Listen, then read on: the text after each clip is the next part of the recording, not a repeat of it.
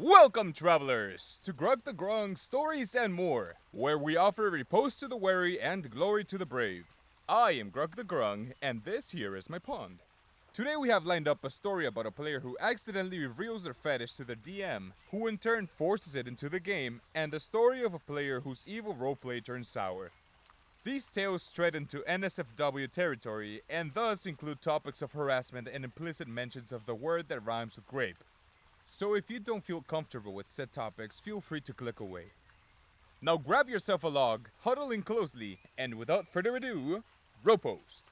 This is gonna be a weird one, so hang tight. I'm into wet look. It's a mild fetish which basically makes me turned on when I'm swimming or bathing with my clothes on.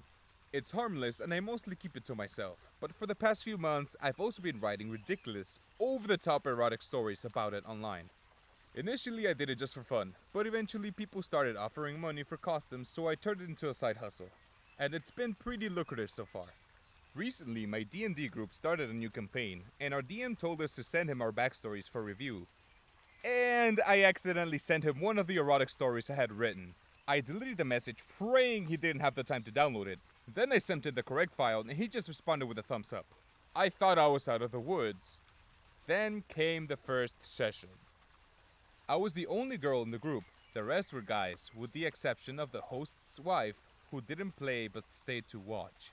I was playing a human sorcerer, and I had her wear some fancy robes she had stolen from a noblewoman at some point. It was a desert campaign, and the first encounter involved an oasis. After we defeated a band of minor jackal-wares there, the DM states I felt some kind of power emanating from the center of the oasis. I ask if there's a way to get to the center of the oasis without swimming, and the DM says there were some rocks sticking out of the water, which I could traverse. I ask how many rocks there are, and the DM says 10. I decide to jump from rock to rock in an attempt to get to the source. DM has me do a dexterity check for every damned rock.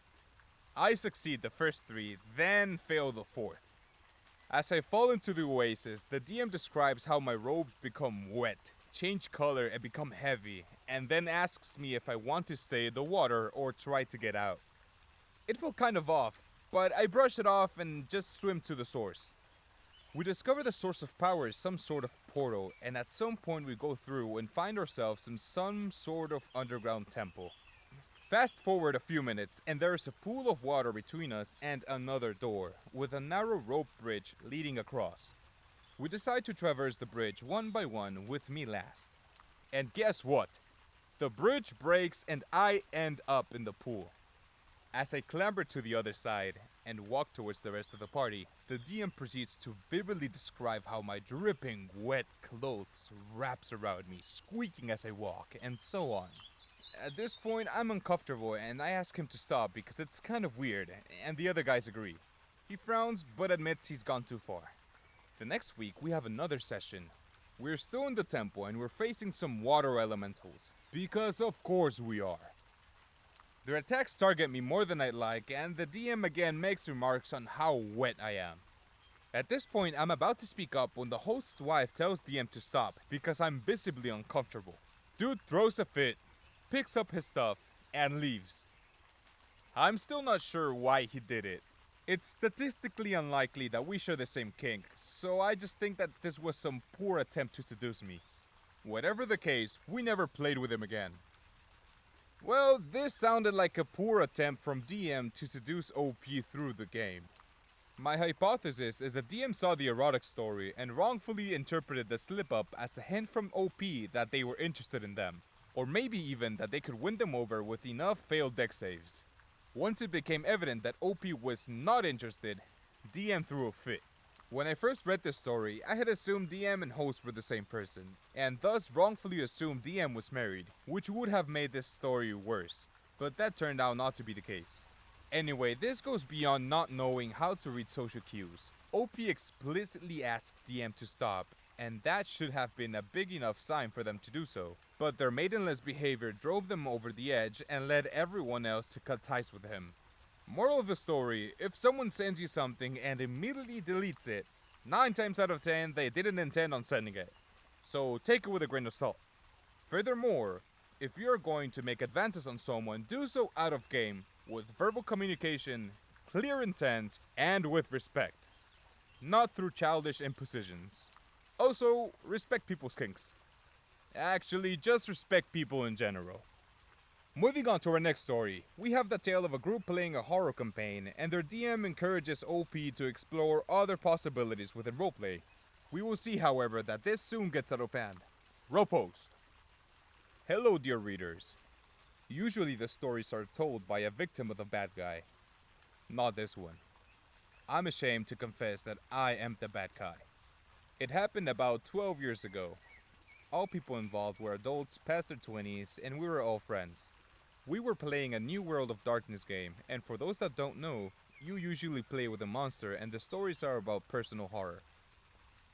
The cast was the GM, myself as a werewolf, another werewolf, the GM's girlfriend playing a vampire, and two mages, male and female. To add context, I had never done a bad thing before. I usually play D&D paladins and my rogues were the Robin Hood type. And since we were playing a horror game, I was encouraged by the DM to try other things. My character was a kind of redneck who would valor, strength, power display. As a werewolf, one of his goals was to find a suitable woman to give birth to his son. Along the course of the game, the two mages started dating and the female started showing a lot of potential.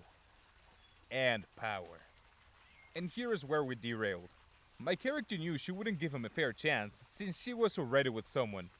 I don't quite remember who came up with the idea, but I do remember stressing it with the DM before executing the plan. I was nervous, cold, sweating. But hey, it was a horror story and I was supposed to try being evil, right? So yeah, the plan was for my wolf to chloroform his way to her bed. A quick parenthesis here.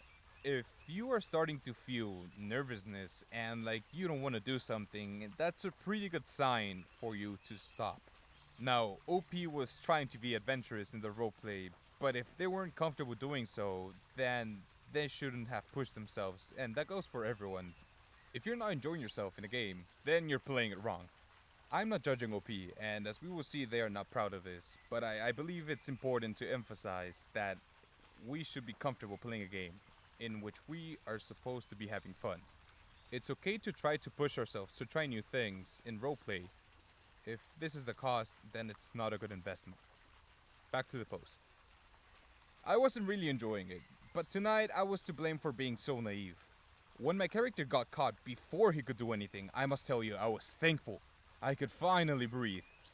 Everybody in the session were static, shocked, except for the GM.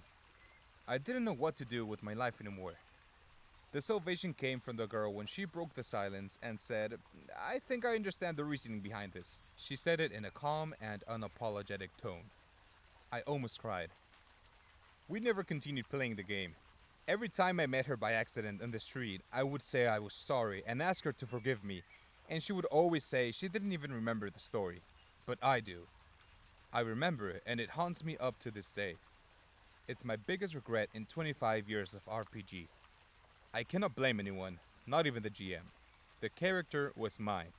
In the end, it was my call to try that move. Some things shouldn't be allowed to happen, no matter the setting.